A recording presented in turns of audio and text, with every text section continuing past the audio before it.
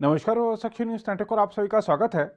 आप अक्सर ऐसी खबरें पढ़ते होंगे कि चीन भारत से सटे सीमाई इलाकों में अपनी तरफ बुनियादी ढांचे को मजबूत कर रहा है, नए गांव बसा रहा है, सड़कें और पुल बना रहा है ताकि जरूरत पड़ने पर उसकी सेना जल्द से जल्द सीमा तक पहुंच सके। लेकिन हम आपको बता दें कि भारत भी सीमाओं पर बुनियादी ढांचे को मजबूत करने में जरा भी पीछे नहीं है। आंकड़े उठाकर देखेंगे तो पाएंगे कि हाल के वर्षों में सीमाओं को सुरक्षित बनाने के लिए विश्व भर में सर्वाधिक प्रयास भारत ने ही किए हैं। कांग्रेस के जमाने में भले डर के मारे सीमाओं पर बुनियादी ढांचे को मजबूत नहीं किया गया हो, लेकिन मोदी राज में माहौल पूरी तरह बदल गया है। सीमाएं अब पहले के मुकाबले ज्यादा सुरक्षित भी हैं और सीमाओं पर बुनियादी ढांचा जिस तेजी के साथ मजबूत किया जा रहा है वह हमारे सुरक्षा बलों को तत्काल पलटवार करने की शक्ति प्रदान कर रहा है। बीजेपी की छवि शहरी पार्टी की बनाई गई, लेकिन प्रधानमंत्री नरेंद्र मोदी जरा भी शहरी नहीं है। उनका दिल तो गांवों में बसता है, खासकर उन गांवों में जो सीमाओं के एकदम नजदीक हैं। पिछले साल अक्टूबर में उत्तराखंड में चीन सीमा के नजदीक आखिरी गांव माणा में जब प्रधानमंत्री गए थे, तब उन्होंने कहा था कि सीमाओं पर बसे गांव को आखिरी गांव नहीं, पहला गांव कहा जाना चाहिए। इन गांवों में बनने वाले उत्पादों की तारीफ करते हुए प्रधानमंत्री पर्यटकों से भी आग्रह करते रहे हैं कि वह जब भी कहीं घूमने जाएं तो स्थानीय स्तर पर बनने वाले उत्पादों को अवश्य खरीदें। प्रधानमंत्री सीमा पर बसे गांवों के लोगों को देश का प्रहरी भी बताते रहे हैं। हाल ही में उन्होंने बीजेपी राष्ट्रीय कार्यसमिति की बैठक में भी पार्टी के लोगों का आह्वान किया था कि वह सीमाओं पर बसे गांवों में समय गुजारें। अब केंद्रीय मंत्रिमंडल ने देश के सामरिक महत्व के उत्तरी सीमावर्ती इलाकों के विकास के लिए पूरी तरह केंद्र सरकार के खर्चे पर आधारित वाइब्रेंट विलेज प्रोग्राम को मंजूरी प्रदान कर दी है, जो कि सिर्फ सीमाओं की सुरक्षा को मजबूत नहीं करेगा, बल्कि सीमाओं पर स्थित भारत के पहले गांवों और ग्रामवासियों की तकदीर भी बदल देगा। हम आपको बता दें कि इस परियोजना पर 4800 करोड़ रुपए के खर्च का प्रावधान किया गया है। इसके अलावा सरकार ने लद्दाख में शिंकुल ला सुरंग के निर्माण को मंजूरी प्रदान की है और भारत चीन सीमा की सुरक्षा करने वाली भारत तिब्बत सीमा पुलिस की 7 नई बटालियन और एक क्षेत्रीय हेडक्वार्टर के गठन को भी मंजूरी प्रदान की है।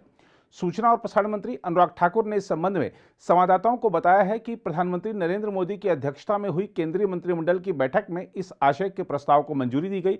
उन्होंने बताया कि वाइब्रेंट विलेज प्रोग्राम को वित्त वर्ष 22-23 से 2025-26 के दौरान लागू किया जाएगा। इसके लिए 4800 करोड़ रुपए का प्रावधान किया गया है। इसमें 2500 करोड़ रुपए सड़कों के निर्माण पर खर्च किए जाएंगे। वाइब्रेंट विलेजेस प्रोग्राम सन फाइनेंशियल ईयर 2022-23 से लेकर 25-26 तक इसको लागू किया जाएगा। इसके लिए 4800 करोड़ रुपए का प्रावधान किया गया है, जिसमें लगभग 2500 करोड़ रुपया सड़कों के निर्माण पर खर्च होगा। देश की उत्तरी सीमा के जो हमारे रणनीतिक महत्व के गांव का समग्र विकास इसमें हो, यह सुनिश्चित किया जाएगा। इन क्षेत्र के लोगों को एश्योर्ड लाइवलीहुड और रोजगार के अवसर मिले, ये प्रावधान किया जाएगा। अपने गांव में ही रहने के लिए उनको प्रोत्साहित किया जाएगा ताकि माइग्रेशन पर चेक लग सके और उनके अपने गांव में रोजगार स्वरोजगार के अवसर मिल सके, पलायन रुक सके। इस प्रकार से ये कार्यक्रम जो है वो देश की सामरिक और राष्ट्रीय सुरक्षा के दृष्टिकोण से अत्यंत महत्वपूर्ण भी है। इस कार्यक्रम के अंतर्गत चयनित गांव को बॉर्डर एरिया डेवलपमेंट प्रोग्राम से अलग रखा जाएगा ताकि दोनों प्रोग्राम्स का कोई ओवरलैप ना हो। यह कार्यक्रम एक सेंट्रल स्पॉन्सर्ड स्कीम के रूप में कार्यान्वित किया जाएगा, लेकिन आवश्यकता अनुसार कुछ प्रोग्राम्स में अगर कुछ कंपोनेंट्स में 100% सेंट्रल फंडिंग की आवश्यकता पड़ेगी तो उसमें भी कोई कमी नहीं रखी जाएगी। इसके लिए हमने उत्तरी सीमा से लगे राज्यों और यूनियन टेरिटरीज के लद्दाख, हिमाचल प्रदेश, उत्तराखंड, सिक्किम और अरुणाचल प्रदेश के 19 जिलों के 46 बॉर्डर ब्लॉक्स के 2966 ग्रामों को फेस्ड मैनर में समग्र विकास हेतु चुना गया है। हम आपको बता दें कि सरकार का यह कदम देश की उत्तरी सीमा के सामरिक महत्व को ध्यान में रखते हुए काफी महत्वपूर्ण है। इससे इन सीमावर्ती गांवों में सुनिश्चित आजीविका मुहैया कराई जा सकेगी, जिससे पलायन रोकने में मदद मिलेगी। इसके साथ ही सीमावर्ती क्षेत्रों की सुरक्षा को भी मजबूती मिलेगी। सरकारी बयान के अनुसार इस कार्यक्रम से 4 राज्यों और 1 केंद्र शासित प्रदेश के 19 जिलों और 46 सीमावर्ती ब्लॉकों में आजीविका के अवसर और आधारभूत ढांचे को मजबूती मिलेगी। इससे उत्तरी सीमावर्ती क्षेत्र में समावेशी विकास सुनिश्चित हो सकेगा। इस कार्यक्रम से यहां रहने वाले लोगों के लिए गुणवत्तापूर्ण अवसर प्राप्त हो सकेंगे।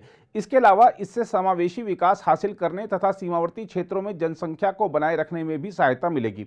इस कार्यक्रम के पहले चरण में 663 गांवों को शामिल किया जाएगा। इस योजना का उद्देश्य उत्तरी सीमा के सीमावर्ती गांव में स्थानीय, प्राकृतिक और अन्य संसाधनों के आधार पर आर्थिक प्रेरकों की पहचान और विकास करना तथा सामाजिक उद्यमिता प्रोत्साहन, कौशल विकास तथा उद्यमिता के माध्यम से युवाओं व महिलाओं को सशक्त बनाना है। वाइब्रेंट विलेज प्रोग्राम के तहत इन इलाकों में विकास केंद्र विकसित करने, स्थानीय संस्कृति, पारंपरिक ज्ञान और विरासत को प्रोत्साहन देकर पर्यटन क्षमता को मजबूत बनाने और समुदाय आधारित संगठनों, सहकारिता, एनजीओ के माध्यम से एक गांव एक उत्पाद की अवधारणा पर स्थायी इको एग्री बिजनेस के विकास पर ध्यान केंद्रित किया जाएगा। मोदी सरकार की ओर से जारी बयान में कहा गया है कि वाइब्रेंट विलेज कार्य योजना को ग्राम पंचायतों की सहायता से जिला प्रशासन द्वारा तैयार किया जाएगा। साथ ही इसके तहत केंद्रीय तथा राज्य योजनाओं की 100% पूर्णता सुनिश्चित की जाएगी। इनके तहत सभी मौसमों के अनुकूल सड़क, पेयजल, 24 घंटे सौर तथा पवन ऊर्जा पर केंद्रित विद्युत आपूर्ति, मोबाइल तथा इंटरनेट कनेक्टिविटी, पर्यटक केंद्र, बहुउद्देशीय सेंटर तथा स्वास्थ्य और वेलनेस सेंटर के विकास पर जोर दिया जाएगा। इसमें कहा गया है कि यह सीमा क्षेत्र विकास कार्यक्रम से अलग होगा।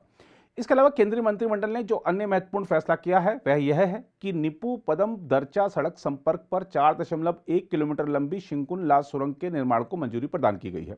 यह सुरंग सभी मौसमों में लद्दाख के सीमावर्ती इलाकों के लिए संपर्क प्रदान करेगी। सूचना और प्रसारण मंत्री अनुराग ठाकुर ने बताया कि सुरंग के निर्माण का कार्य दिसंबर 2025 तक पूरा हो जाएगा और इस पर 1681 करोड़ रुपए की लागत आएगी। इस सुरंग की लंबाई 4.1 किलोमीटर होगी और यह सभी मौसमों में लद्दाख के लिए सड़क संपर्क को सुगम बनाएगी। यह इस केंद्र शासित प्रदेश के सीमावर्ती इलाके तक जाने के लिए सबसे छोटा रास्ता होगा। यह परियोजना सुरक्षा के लिहाज से काफी महत्वपूर्ण है और इससे सुरक्षा बलों को इन इलाकों तक पहुंचने में सहूलियत होगी। साथ ही चीन से चल रहे तनाव के बीच केंद्रीय मंत्रिमंडल ने भारत चीन सीमा की सुरक्षा करने वाली भारत तिब्बत सीमा पुलिस यानी आईटीबीपी की 7 नई बटालियन और 1 क्षेत्रीय हेडक्वार्टर के गठन को भी मंजूरी प्रदान की है। सुरक्षा मामलों की मंत्रिमंडलीय समिति की बैठक में इस आशय के प्रस्ताव को मंजूरी दी गई। हम आपको बता दें कि जनवरी 2020 में मंत्रिमंडल ने आईटीबीपी की 47 सीमा चौकी और 12 कैंप स्थापित करने को मंजूरी दी थी। इनका कार्य तेजी से प्रगति पर है। चूंकि इसके लिए अतिरिक्त बलों की जरूरत होगी, इसलिए आईटीबीपी के 7 नए बटालियन का गठन करने का निर्णय किया गया है। इन बटालियन की निरीक्षण के लिए एक अतिरिक्त क्षेत्रीय हेडक्वार्टर का गठन किया जाएगा। इसके लिए 9400 पदों का सृजन किया जाएगा। सरकार ने बताया है कि यह कार्य वर्ष 2025-26 तक पूरा कर लिया जाएगा। इसमें कार्यालय, आवासीय परिसर के निर्माण आदि कार्यों पर 1808 करोड़ रुपए का व्यय आएगा। साथ ही वेतन, राशन आदि पर प्रतिवर्ष लगभग 963 करोड़ रुपए का खर्च आएगा। अगर आप भी लेना चाहते हैं देश दुनिया की तमाम जानकारी तो आज ही सब्सक्राइब करें हमारे चैनल को। साथ ही नीचे दिए बेल आइकन को जरूर दबाएं ताकि हर अपडेट आप तक पहुंच सके।